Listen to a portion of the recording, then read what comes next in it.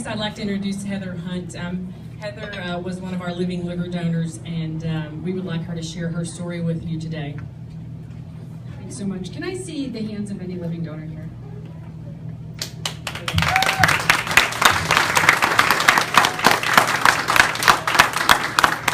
I appreciate the opportunity to share a few thoughts with you about living donation today.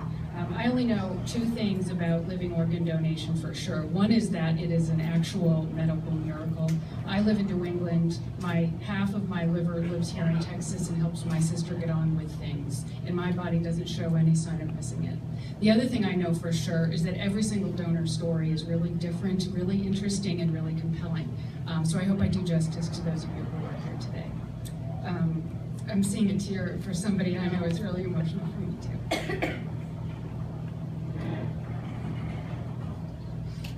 I'm just not going to look at you. So, my sister's trip from learning that she had liver disease to learning that she needed a transplant was really short. I was in her hometown doctor's office with her when he said, "You need a transplant or you will die." And I felt at that moment fear and shock. And it took me just a couple of minutes, and before I even had the chance to talk with my sister Kristen privately, to sort of say to myself, you know, there's going to be time for feelings. At this point, all I want is a plan, and I want to get on with it. When you hear that someone in your family or someone that you care about needs a transplant, you learn really fast about that list. And then you learn really fast that you can't have any particular expectations of that list, because the list just doesn't move fast enough. We can all use our phones that most of you probably have here to sign up to donate, whether you're sitting on your couch or in a line at a grocery store, but less than half of us do. So if you're lucky, as we were, you also learn quickly about the potential for living organ donation and its ability to let you stop living in a world of waiting and hoping, and that you're eligible for it. Kristen's liver could have hung on a little while longer, but her gallbladder had other plans for her, so we needed to get rid of both of them fast. Living donation gave us hope. The most important thing for me, because I'm a little bit of a control freak, it gave us a sense of control when everything felt completely out of control, and it gave us a way forward. The act of living donation is often called selfless. For me anyway, and I suspect other donors here, it's really not that. There was something really giant in it for me.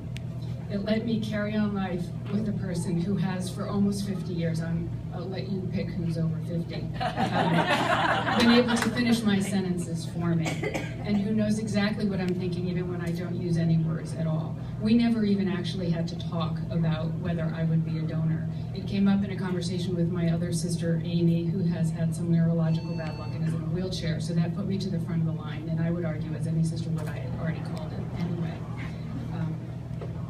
So for me, living donation was not a selfless act. It was a way to advance my own agenda. I wanted Kristen's organ out of our lives quickly so that we could get back to what I call the sort of mundane things in life that you realize are absolutely everything when they become at risk. That would include things like reminding her sugarhead son Grant that soda is not a breakfast food, like watching Garrett play football, like FaceTiming with our 2-year-old niece in Boston who dresses up like a different princess just about every single day, like chatting it up with my mom at Cape Cod or laughing with me. Donating got me all those things back, which is exactly what I wanted. The words on the wall behind us say, "Those who gave the gift of life," and those are true words. But when I think about my time here at Baylor, I think of it more as a place that I received. So I'm going to share with you just a couple of the things that I feel I took away from Baylor and organ donation. The first thing is I got absolute world-class medical care and confidence about it. In the course of our due diligence, we explored some of the leading hospitals on the East Coast in transplantation, and we were told by both to march right back here because there is no other place we would get superior medical care. I got doctors who took the time to make sure my family felt informed. Some drew pictures for us. Dr. Anthony actually took the time to tell us what not to worry about, and that was really responsible for a lot of night's sleep in my family. I got a coordinator like Tiana and these fabulous, wonderful nurses who were patient and they were reassuring. I had never even given blood, donated blood. I had never been in a hospital. I kind of assumed I could take my suitcase to the OR so I knew where my stuff was. So I really needed their reassurance and their patience, and they gave that to me.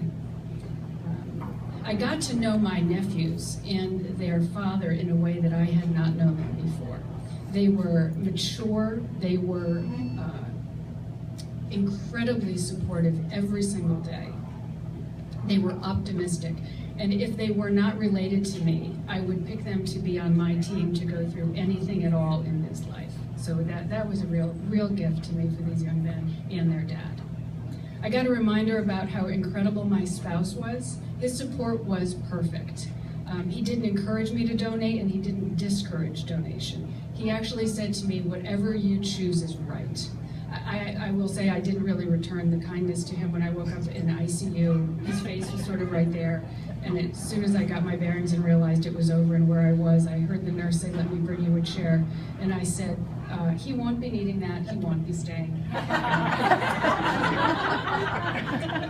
got to tell our mother that we might have a viable solution in the very same conversation that we shared with her that Kristen needed a transplant. That gave her hope, which is really everything. I got perspective because I think once you go through this, stuff that used to bug you just doesn't anymore. I got a hobby, and I've always been told I needed one of those. We formed a little charity to help living donors with their non-medical expenses. It's our kind of cosmic way of saying a big old thank you. I got to be part of an actual, tangible medical miracle. I got the ability to know every single day for the rest of my life that I saved one. I do believe that if everyone knew what that felt like, the wait list would be for donation. I got my sister Kristen back, and we have plans to be really cool old ladies. I think her sons would say we already are old, and that we have no chance of being cool, but we know better. So I got way more than I gave. After I was released, I came back here to Baylor every day for 6 weeks until Kristen came home, because until we got to sit on her couch and watch Modern Family, I was not going back to Wyoming. So it became home. We laugh a lot.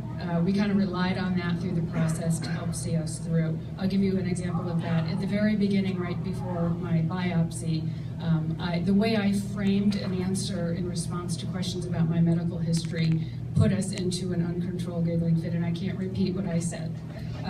Right after my biopsy, I was laying in the little room looking at a sheet, and it came back to me, and I burst into uncontrolled laughing fits. I tried desperately to stop because I worried that a doctor would walk in and disqualify me from donation on the grounds of an unsound mind.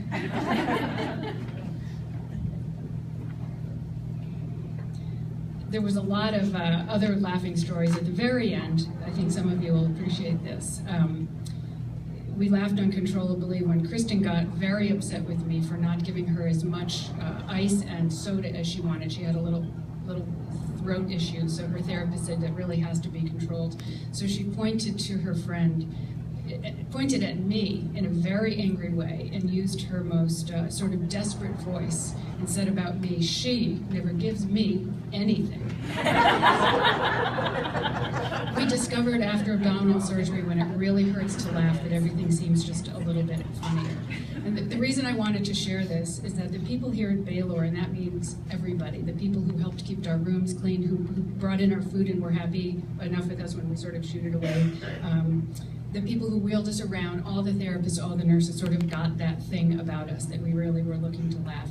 That said, when we needed quiet, they gave us quiet. When we needed encouragement, they gave us that. But when we needed to laugh, they really engaged with us. Sometimes they laughed at us, but they often also laughed with us. And when you're stuck in that little room for a really long time, it's a huge deal when that door opens and somebody comes in. So we're grateful to everybody who walked into ours every day and tried to read what we needed and to provide that. I want to ask Buck to come up here and let everybody get a look at you. So, Buck worked on the 14th floor. And Buck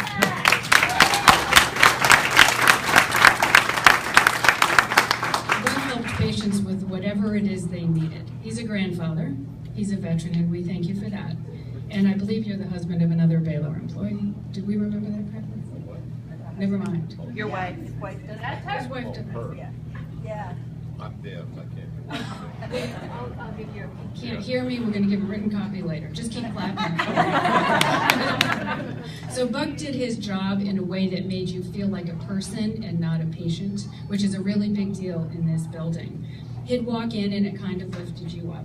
He'd chat you up a little bit, he'd tell you about his family. He poked some appropriate fun at my sister from time to time. He'd say something, I'll go, Christ, you're no better than my granddaughter.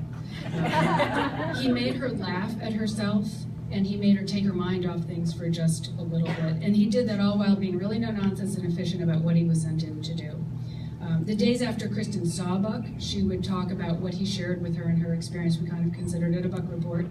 In fact, when I told Kristen that I wanted to mention Buck here today, her response was, I think this says everything, my Buck? I think that she wants to lay claim to him even a year plus later sort of speaks volumes about what the staff means to the patients here. So thank you, Buck, and to all the Bucks who are upstairs now.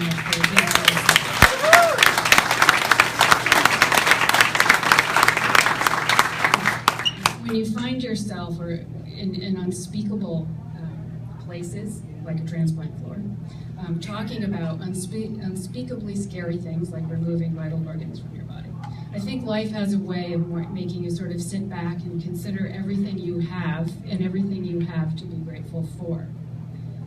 I certainly, and I suspect every donor here, feel incredibly grateful for the miracle of living organ donation and everything that it gave to us.